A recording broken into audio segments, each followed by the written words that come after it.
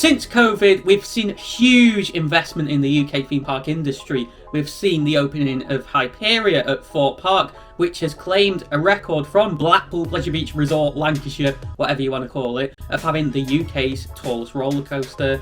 We've seen various family parks investing, Gold Rush coming to Drayton Manor. We've seen investments at Legoland, Chessington, and it's highly likely that Universal are going to be coming to the UK to build a new theme park resort very soon in Universal Studios Great Britain. Meanwhile, Pleasure Beach has seen absolutely nothing besides Enzo, which is good and all, but at the end of the day, it's just a seat on the back of a ride that spins. But we're seeing rides closing, going SBNO. The park reported a loss in the 2022 season, so it's safe to say that the future of the place is looking very uncertain at the moment.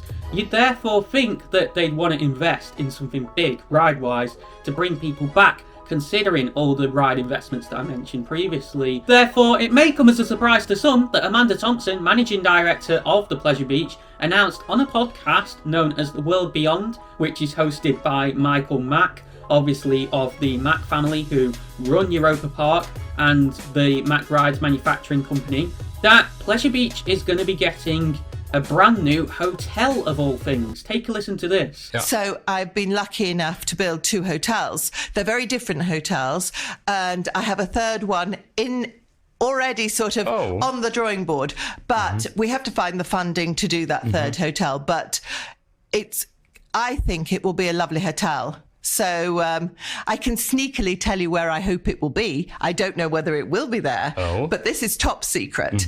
And hopefully it will be near the white casino building at the entrance of the park. Oh, okay. So it's essentially confirmed that Pleasure Beach is going to be getting a new hotel, bearing in mind they already have 2, located around the Globe Theatre sort of area next to the casino building, and there's actually heavy rumours that the Globe Theatre is going to be getting destroyed to make way for this hotel. But not only that, she's announced further accommodation in some holiday apartments that are going to be attached to the Boulevard Hotel that are going to be dog friendly. Also, I have in the pipeline, I want to do some apartments that are connected to the Boulevard Hotel, so we can have apartments where people can bring their dogs and bring their families and stay all together in a small apartment, but it will have the same style as the Boulevard. Now, I know some of you will be saying, but she announced at the start of this year that she's planning a new attraction via a tweet that was obviously posted on opening day, revealing that Grand Prix will never reopen.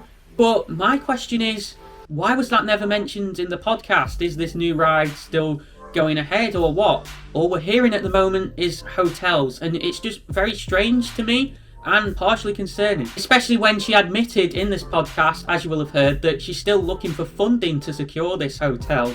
So that just makes it clear that the park are really struggling for money at the moment. Now, don't get me wrong, hotels and hospitality in general are one of Pleasure Beach's strongest points. I've never been in either the Big Blue or Boulevard Hotel.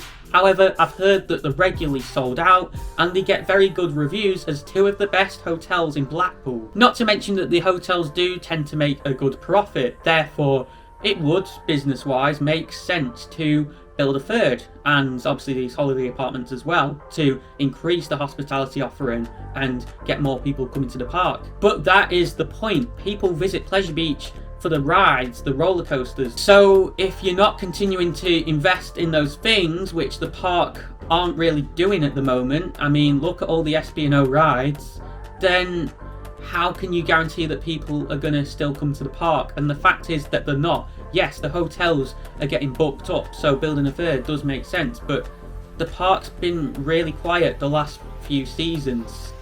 And with people obviously visiting Pleasure Beach for that, something's not right. If you're not continuing to invest in new and existing rides and attractions, how can you guarantee that building a new hotel is going to get people to visit the park and the hotel in its own right when you're not offering anything else? These hotels, they're not regular hotels in Blackpool, they're going to be higher budget because of that park incentive, because of the park ticket deals that are included when you visit them. So if people aren't going to visit Pleasure Beach when they come to Blackpool, which apparently hasn't been the case as of recent on many occasions, and we'll get into that more in a couple of minutes, then they're not going to stay at these hotels when there's other hotels in the town that are cheaper. On the topic of SBNO rides, one such ride is Ice Blast, which is located close to, maybe even on the site of where Amanda's looking to build this new hotel.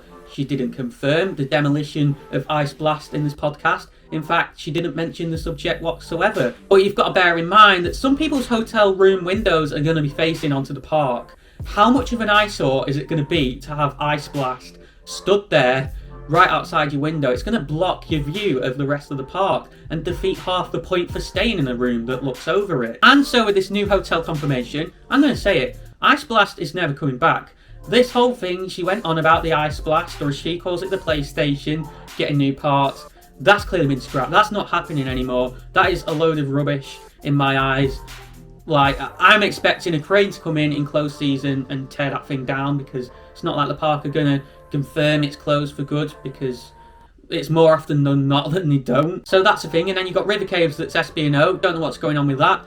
Impossible, the Mirror Maze walkthroughs closed half the time. Big Dipper's had problems the last few days. There was an incident on Infusion at the weekend. We have no idea what that was, but that was closed for a couple of days as a result of that. Grand Prix's been demolished for this supposed new attraction, so that's not open. The dodging cars on the Dodgems have also been taken off, apparently, so that could be a potential attraction that's closing as well, completely unannounced, even if it is my least favourite ride on park. Get rid of it! It's rougher than any wooden coaster on the park. This just isn't right. It really upsets me that the park are so passionate about the whole hotel business when the actual rides themselves are having a fair few issues. They need money, a whole lot of money pumping into them, in my eyes, before this new hotel gets built, because no one's going to want to stay there to visit a park where none of the rides are open. As for the new ride on the Grand Prix site, I'm very concerned the fact that that was not mentioned in the podcast whatsoever.